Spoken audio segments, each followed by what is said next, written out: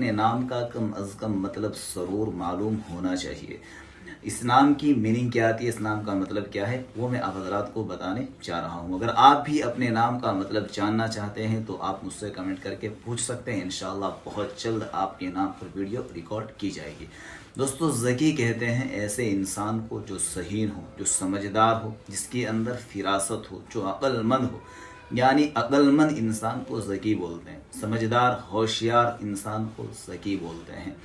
تو اگر آپ اپنے بیٹے کا یہ نام رکھنا چاہیں تو انشاءاللہ اس نام کا اثر بچے کی زندگی پر یہ پڑے گا کہ وہ بچہ آپ کا ذہین بنے گا، سمجھدار بنے گا، عقل مند بنے گا، ہوشیار بنے گا۔ تو یہ نام بالکل رکھ سکتے ہیں اس نام کا، اور اس نام کو آپ سلیکٹ کر سکتے ہیں، انتخاب کر سکتے ہیں۔